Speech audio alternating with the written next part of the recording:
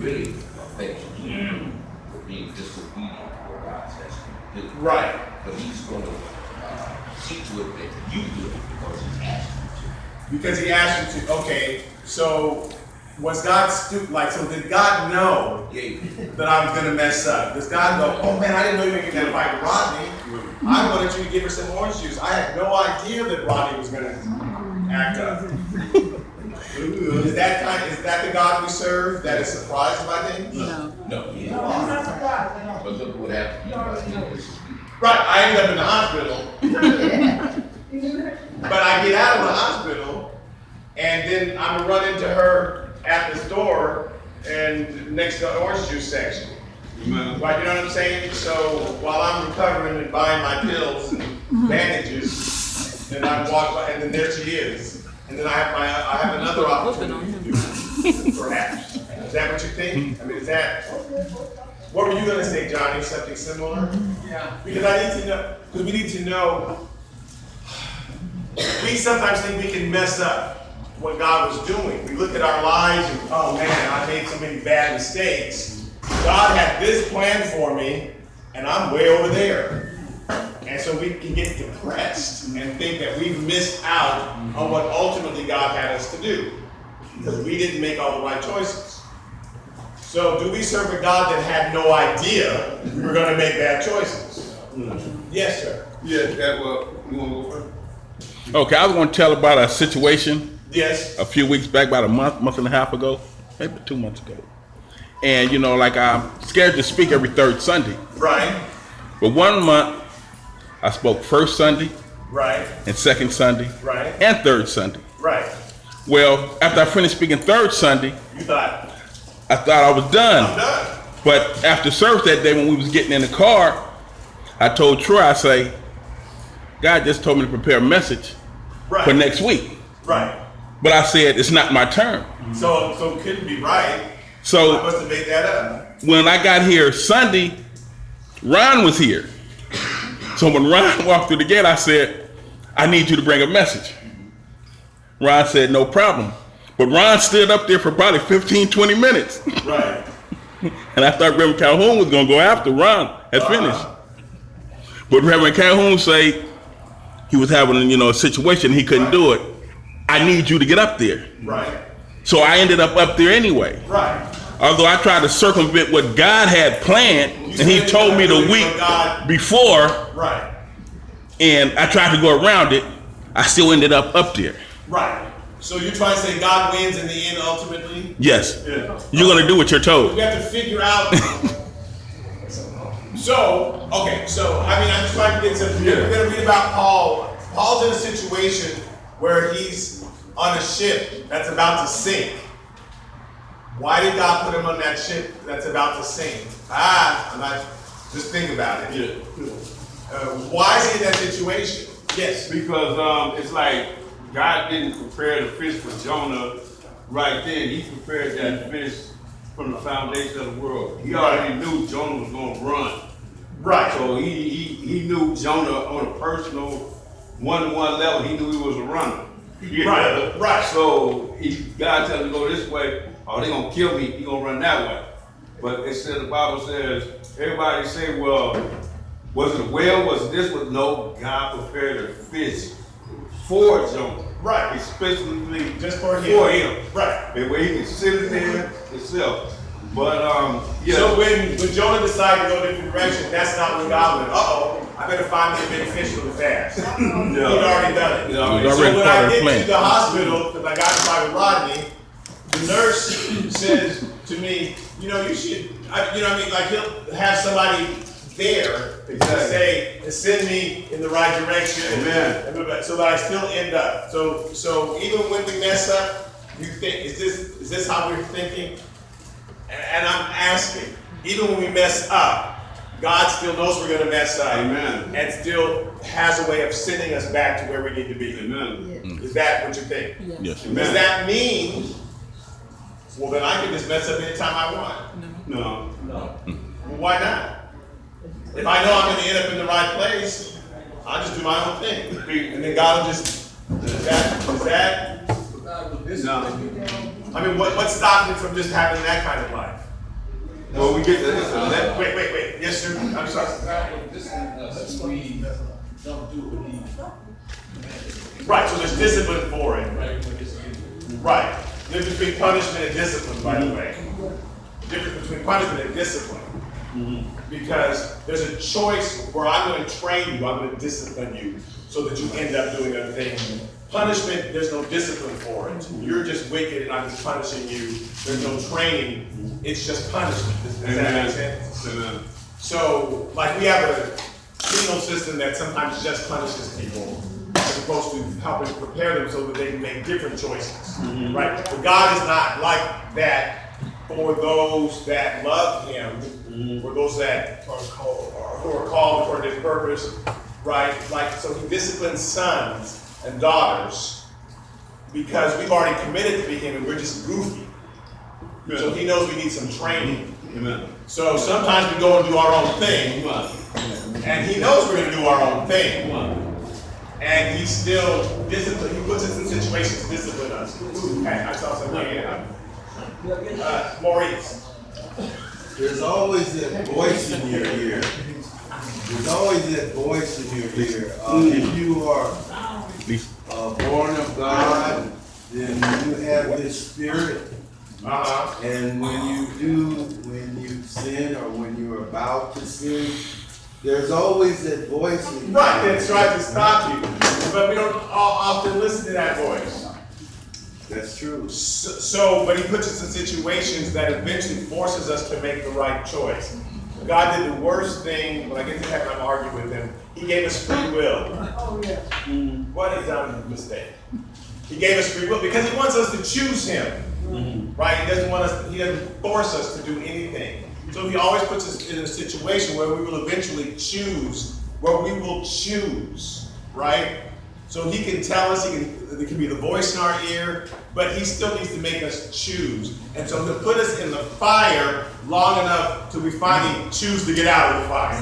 I need to get it. It's hot in here, right? We think we can stand it, but He just turns up the heat until we choose to get out. He never pushes us out. Because it has to always be our choice. Right? It has to always be our choice. So I chose to go have a fight with Rodney instead of giving my mom orange juice, right?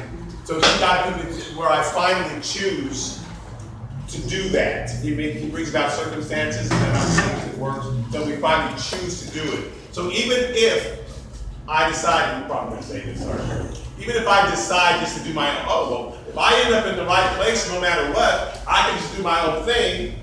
He will just slap us around until we think doing my own thing really does not pay off. Right? That's the only reason why we choose to do our own thing. We think it's better than what God has decided for us. God says to do it this way. We think, no, it'd be better if we do it that way.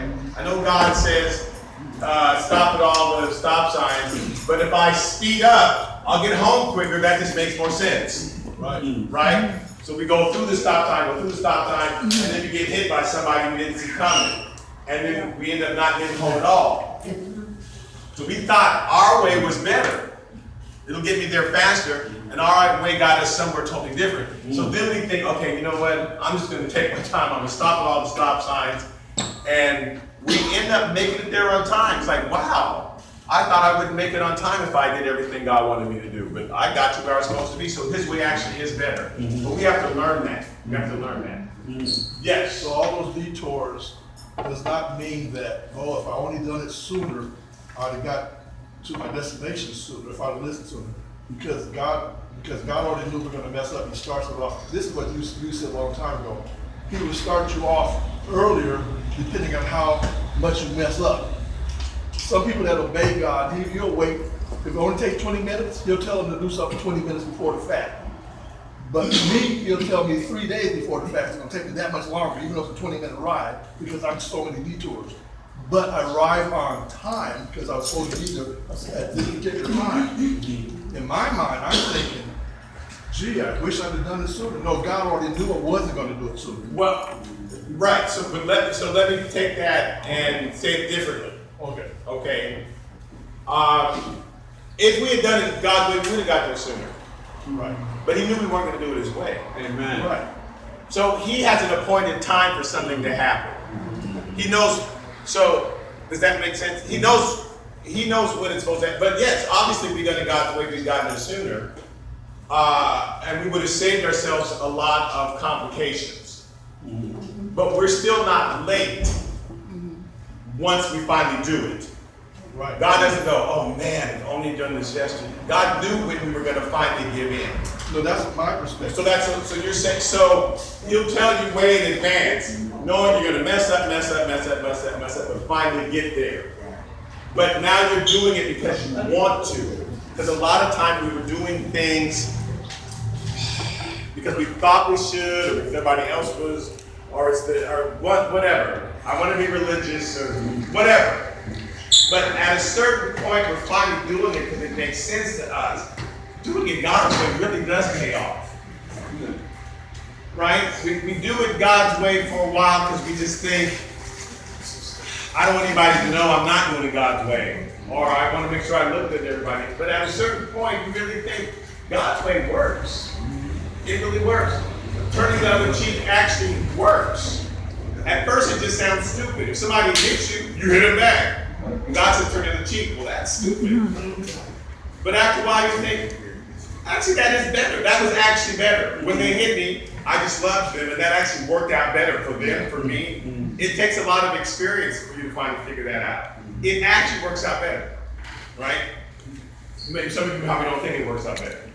But if you end up finally doing it, because all you do is end up in fights. They slap you, you slap them, they slap you, police show up, you're all in jail. You think, now how did that work out for me? And then you try it God's way once and go, oh my goodness, it actually made more sense. I was able to help that brother, or help myself, So he finally works us until we finally end up realizing his way is the better way. But we have to choose it. We have to choose it. And it takes a lot of time. Now I'm really going to get to a lesson, but yes. Do you think he ever tell you to hit back? Yeah. What was the question? He said, do you think he might ever tell you to hit it back? It's very rare. Because most of the scriptures in the Bible, like let's say there was 100 times that God addressed it. Most of the scriptures say, stand still and know that I am God. Amen. Most of the scriptures say, vengeance is mine, saith the Lord. Next scripture says, I'll fight your battle if you just keep still. There may be one scripture, and Jesus went into the temple and turned over the tables. And then the other 99 scriptures are, don't do anything, let me do it. Does that make sense? There are very few scriptures and God said, go ahead and hit it back.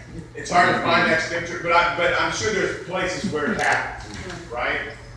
So you got an error on the side of, most of the time God says don't do it. Our flesh always wants to hit it back. So we got to crucify the flesh so that if Slap him God on the ever brick. does tell you to hit the back, that's like a surprise to you. It needs to be at that level, right? I tend, because I was raised by Mabel Griffin, and hopefully she can't hear this, to always make an excuse for somebody, try to figure out why they did the thing they did. I'm in a group text right now with a bunch of Dodger fans, and I'm always defending the relievers. Now, if you're a Dodger fan, you're thinking, why can't you, are you crazy? Their relievers are always giving up home runs. And you can't, it's just my nature to say, well, they tried to throw the curveball, and yeah, that's just my nature. So the few times in my life where I've said, no. And so that's what, I think, well, that must have been God, because that's so against my nature. That's so against my nature that's not my nature. So when God came on me to hit that person back, that's so not me. I'm not even worried about it. I said, well, that must have been the Lord. That's not what I would normally do. Right. So if you would not normally hit them back, if you always hug them and kiss them, then yes, he might tell you, go ahead and hit them back. But if your normal thing is to hit them back, he's probably not going to tell you to do that. He's probably going to try to train you differently for a long time. Okay, so let's look at Paul. I want to tell you about Paul. Paul's traveling around. God told him that he was going to go to the Jew first, then to the Gentile, and then kings. When he got saved, he kind of gave him that order. You're going to preach to the Jews, the Gentiles, and then you're going to appear before kings. So Paul used that everywhere he went. Every time he went to a new city, he would go to the temple, he'd preach to the Jews. They would get mad. And then he'd preach to the Gentiles. They would love it. And yet he hadn't yet preached to a king yet. So Paul would determine how long he was supposed to preach to the Jews by when they finally started to kill him. Sometimes it would be a week, and then they would try to kill him. Sometimes it would be a month. He was in Ephesus. He was in Corinth for a year and a half before they tried to kill him. Didn't want to stay in Corinth, because those are the people that killed Stephen, the people who stoned Stephen and killed him. Those are those same people. So he didn't want to, they're going to kill me any day. But God made him stay there for a year and a half. It was not in his nature to stay. It was in his nature to just preach and run. But God made him stay. So he knew that must be God, because he would rather just preach and get out of there. Then he went to Ephesus. He's there for 2 years. Paul knew in his spirit that he was supposed to go to Jerusalem and then to Rome. But he thought, I'm going to preach in Jerusalem and then I'm going to go to Rome and then preach. So that's how it was going to work. So he said, I got to get there by Passover. Passover is normally around March. But he got scared. He found out that while he was traveling, that there were some Jews trying to kill him. So he waited and changed his plans as far as getting to Jerusalem. But he wanted to get there for Passover. And we see here, well, so let's start at the beginning, and then we'll move on. Because we do the same things that Paul did, and we need to help identify it. When God's trying to do is to get us to do one thing, and we do something different. And when we do that, we're going to end up on a ship sometimes that God's going to break apart. We think we're doing God's will, but we're actually going in our own direction, and God breaks apart your ship just to make sure that you're doing it His way. So he's on the ship, he's on his way to Rome. And let's read Acts chapter 27, verse 6. There the centurion found an Alexandrian ship sailing to Italy, and he put us on board. So what happened to the ship that they had been on? Do you remember?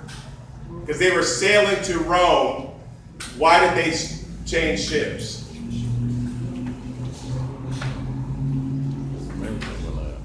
I think it was starting to sink. It wasn't.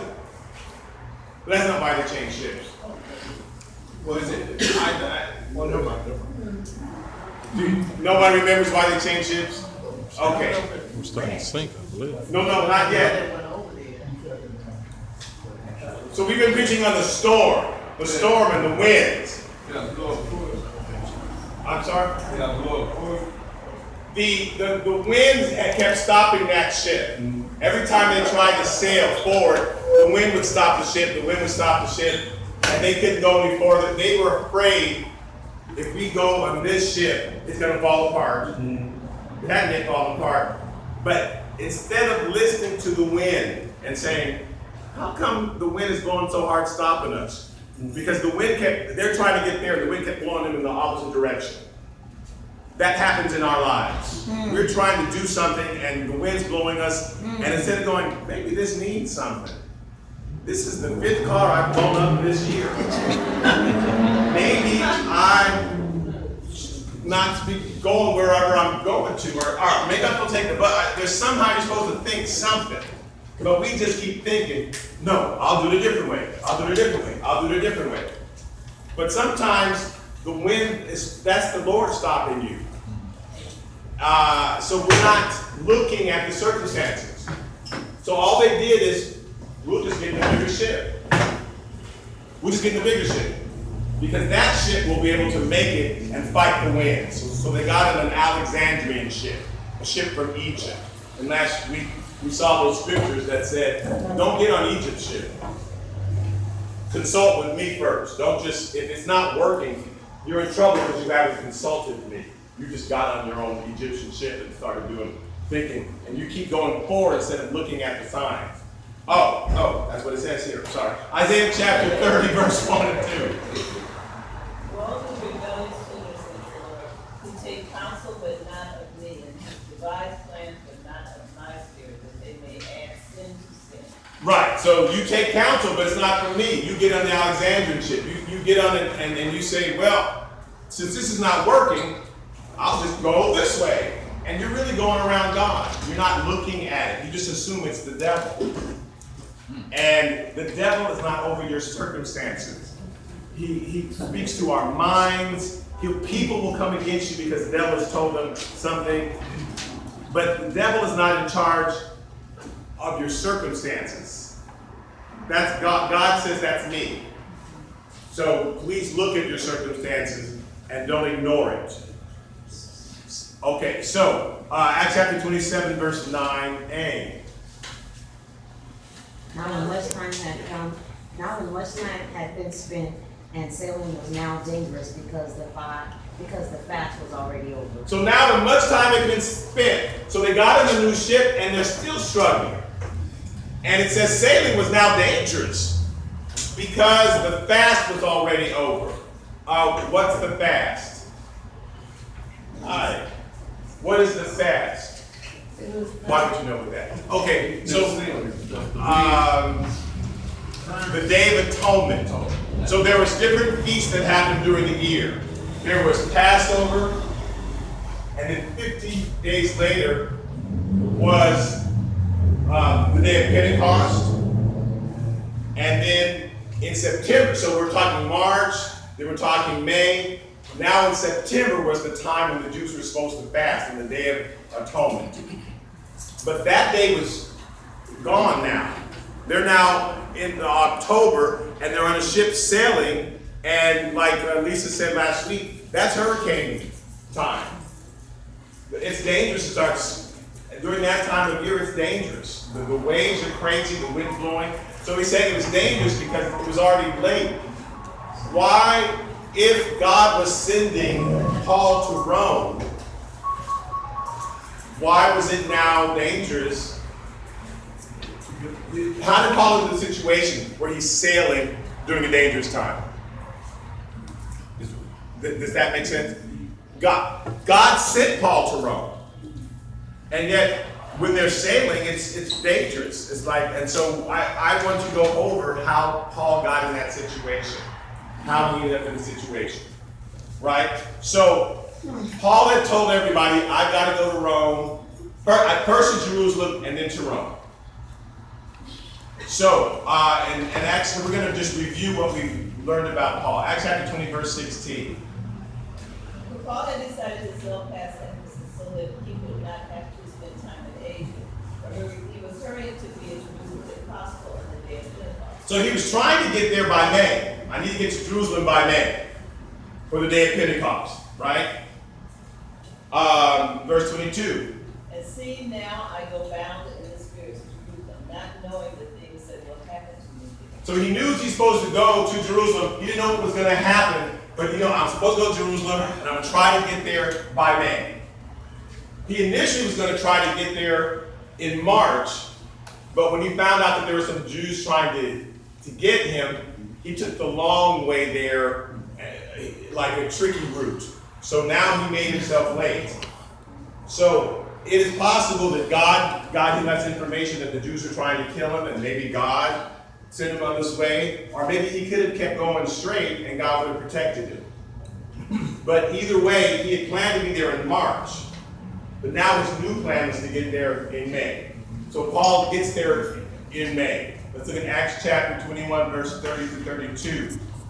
Oh, I'm sorry. So let me remind you that when Paul got to Jerusalem, he went to the temple. And it's the day of Pentecost, and he pretended to be a Rastafarian, a Nazarene.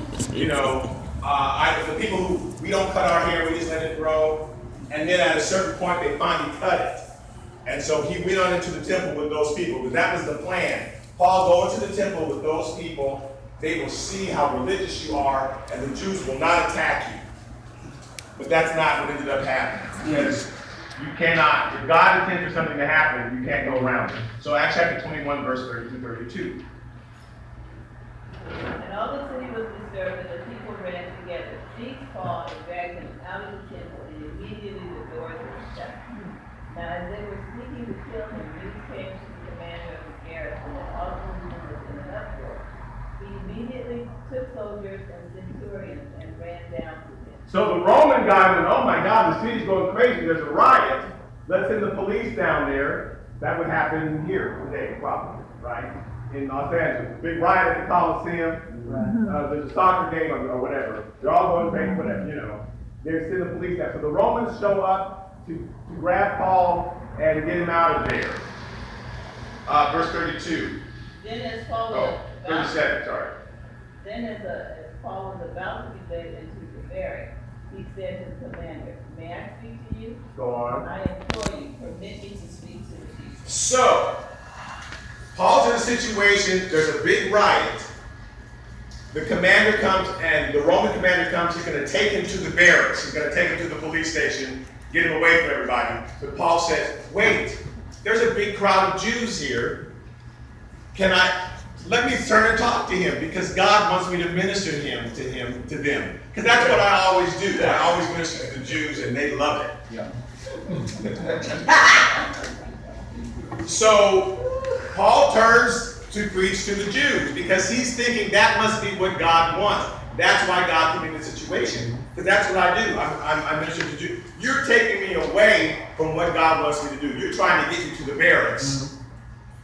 And that's not what I'm supposed to do. So the guy lets him speak to the people, and of course, they riot again.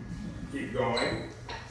Acts chapter 22. And they listened to him until this word. Where he told them they're all going to hell. And then they raised their voices and said, away with such a fellow from the earth, for he is not fit to live. Right. The commander ordered him to be brought into the barracks and said that he should be examined before scourging.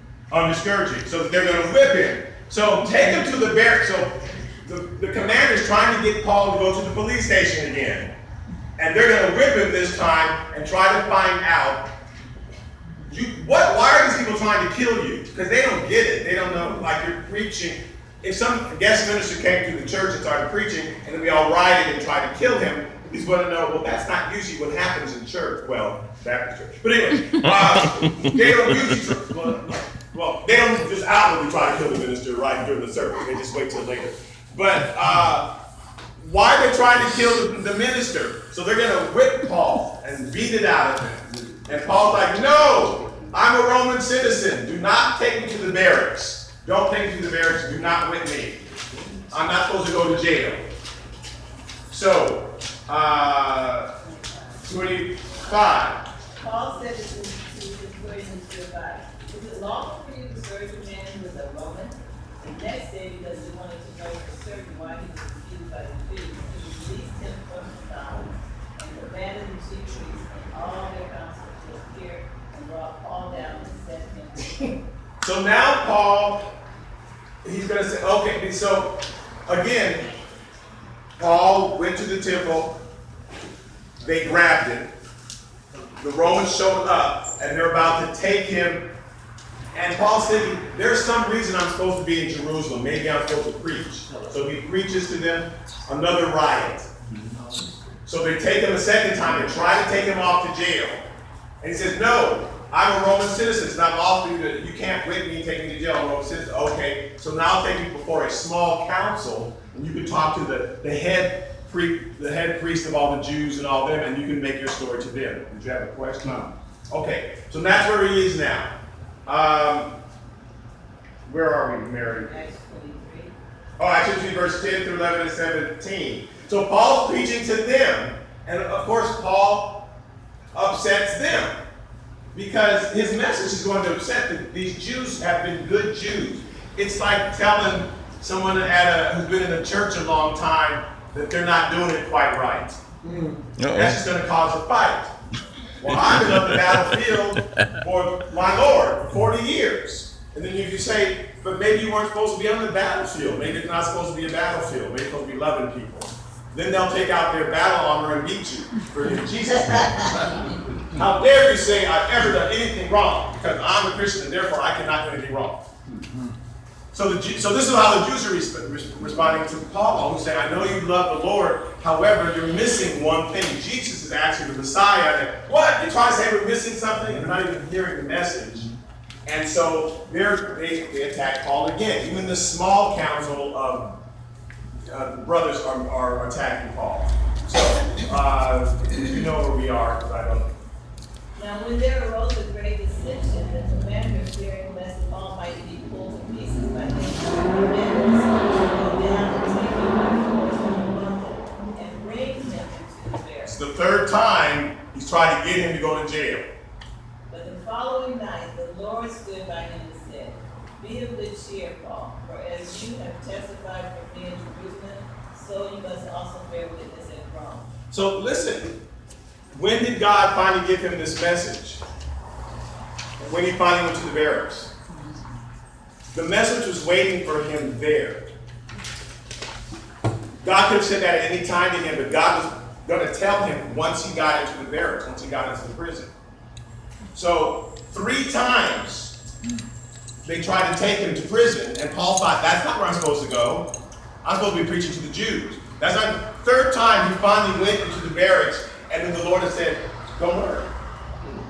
That message is waiting for you when you finally give in and do what God tells you to do. Then God gives you part 2. Do you understand? But he's not going to do it until you finally give in and do what you're supposed to do. When he finally got to prison, where Paul's thinking, I'm not supposed to go to prison. Yes, you are. That was the plan. You're going to preach to the Jews. They're going to get all upset. Then the Romans are going to take you to their Roman jail.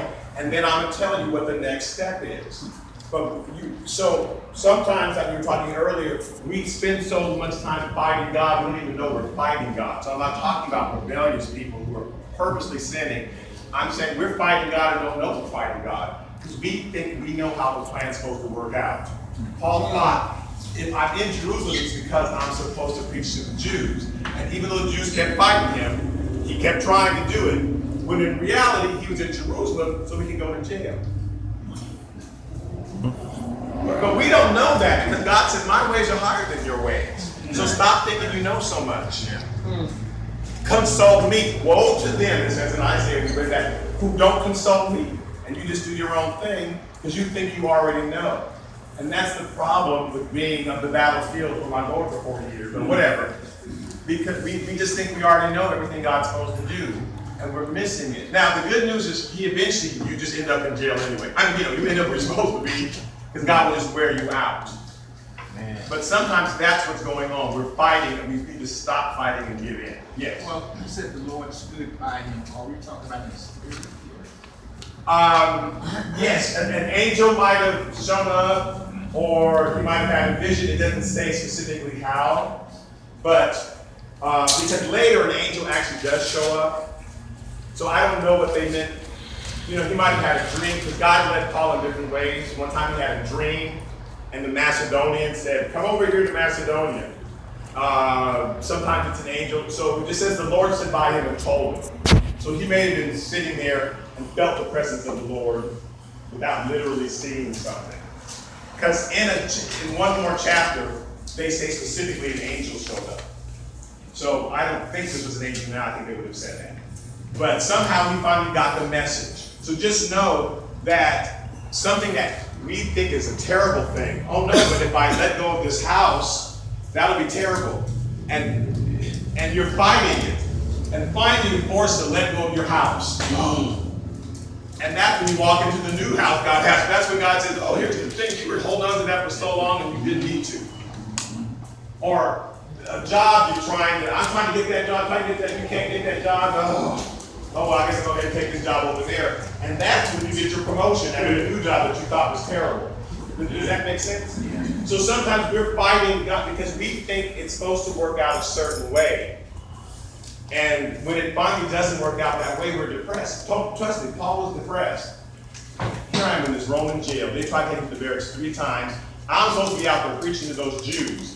Although they keep rioting every time I do it. But that's what happens with us. Every time I do it, it doesn't work. I keep trying to do that, it doesn't work. I keep trying to do it, it doesn't work. And we just think that God's frustrated too. Man, God's going, yeah, let's try one more time. God's not. God's like, hello, there's a reason why it's not working. Because you're supposed to let go. And then go ahead to the next thing. That boyfriend you're going at, or whatever, you know what I'm saying? Let it go. And then when you go into the next thing, then God will speak to you. That's when God spoke to Paul and said, guess what? You're not only supposed to be in Jerusalem, don't forget, you're supposed to go to Rome. Oh, okay. And he wouldn't have gotten that. And stop fighting and stay in Jerusalem. Okay. So, verse 17 at the very bottom of the page. Then Paul called one of the centurions and said, I'm sorry. So, once Paul finally gave up, okay, I get it. I'm supposed to end up in Rome. I get it. That I'm supposed to just be in here temporarily. The Jews had been plotting, and I'm just reminding us of what we've been going to kill Paul. As soon as he comes back to Jerusalem, we're going to jump him. There's 40 men. Remember, there's 40 men who had plotted. We will not eat again until we have killed Paul. So they are really hungry. They're like the hyenas in the Lion King. They are hungry. And so they're going to kill Paul. Well, they're stupid because Paul's sister-in-law makes their costumes. What? Their uniforms. I'm in theater, these costumes. Makes their uniforms. And so they gave her the assignment to make uniforms. They're making special uniforms. They can go out and all dress alike. And they're not realizing this is Paul's like sister-in-law or something. And she's finding out this plot. So she tells her son, and he gets word to Paul. These people are going to kill you if they bring you down there. So now you start from bottom 17. Then Paul called one of the centurions and said, take this young man to the commander, for he has something to tell him. And he called him to the centurion and provides mountains that Paul on and he Now, because I'm going through 7 chapters, I've left things out because I didn't want to print 7 chapters worth of stuff. So I'm just putting in all the important. So where you see ... that means there was more there. But I'm just getting you basically. He says, take this young man to the commander, pretend to tell him, blah, blah, blah, blah. And he called the 2 centurions, blah, blah, blah, blah, and provide mounts to set Paul on and bring him safely to Felix the governor. So they said, let's not take him where we were going to take him. Instead, take him to Felix the governor. So I'm going to show the hands in a minute because I don't know if this was good or bad. Because God might have let Paul know that these people are trying to kill you, just so he could be prepared for it. And maybe if they had kept going, God would have thwarted their plot some other way. But because Paul said, tell the commander, they altered his route. So now he's on his way to Felix the governor. This might have been a good thing. It might have been God. Or maybe Paul wasn't supposed to worry about that. Maybe God was going to take care of it some other way. But either way, he's now on his way to Felix, who's the governor, like the governor of California, is like the governor of that region. So that plot has been thwarted. Now don't forget, it's May. It's the day of Pentecost, when Paul first gets to Jerusalem. Had Paul just gone so he's there in May, when the Roman soldiers first wanted to take him to the barracks, it still would have been May, when God said, I'm going to send you to Rome. But because he stopped and argued, now it's June. Right? Getting into July. Because Paul kept delaying.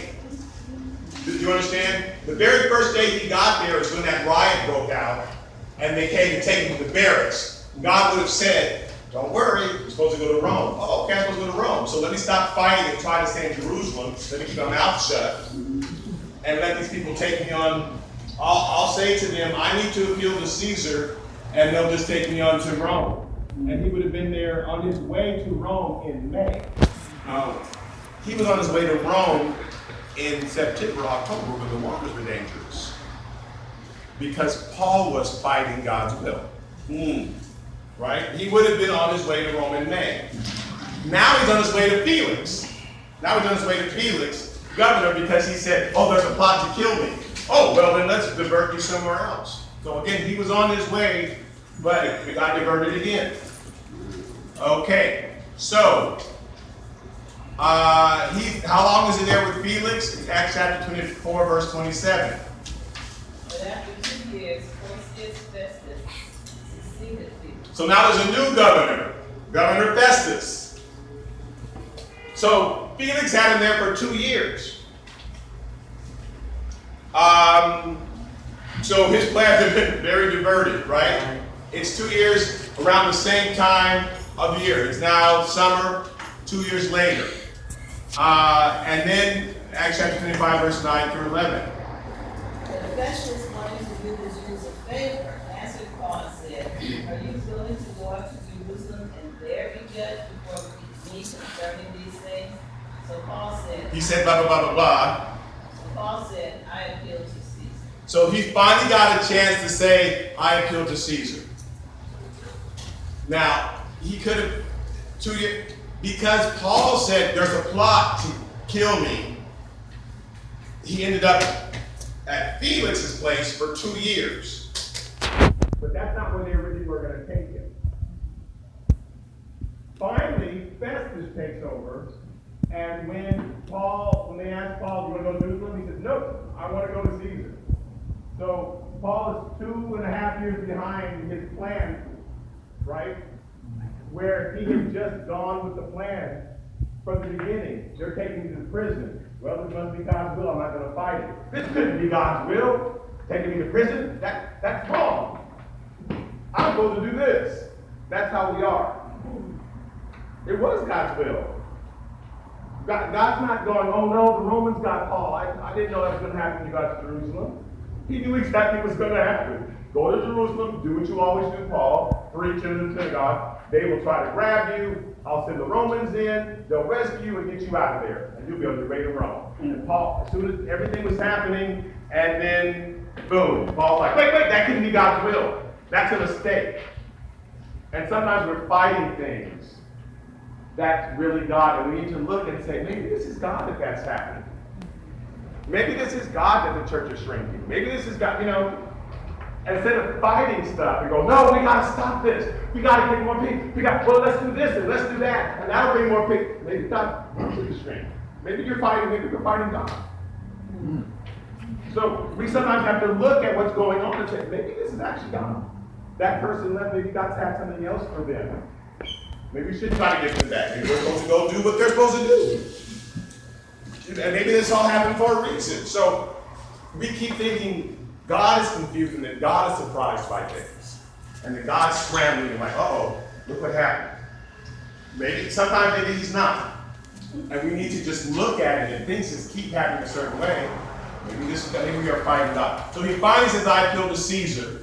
And then Acts 26, verse 32. So they take him to Agrippa, who's the king. And Agrippa says, And Agrippa said to Festus, this man might have been set free if he had not appealed to Caesar. So here's what's interesting. If Paul hadn't said the words, I appeal to Caesar, they actually were going to let him go. Why did Paul say, I appeal to Caesar? Because that angel said to him, you're supposed to go to Rome.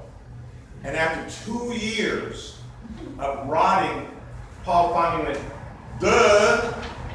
let me go ahead and, send me to Caesar. And that's how I'm supposed to get there. He thought that he was supposed to be set free. If I ever go to Rome, I'll go as a missionary.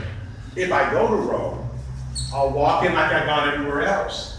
Why would God want Paul to go to Rome as a prisoner? He hadn't gone anywhere else as a prisoner. So that's not a rhetorical question. Why would he want him to go as a prisoner? In Paul's mind, everywhere else Paul went, he just walked in freely, did what he wanted, preached in the temple, preached here, preached there. If he's a prisoner, he's going to be in jail. Why would God send him to Rome as a prisoner? Because you need to minister to some of the people in jail. Yes, if you know the answer, you're supposed to let everybody else think for a minute.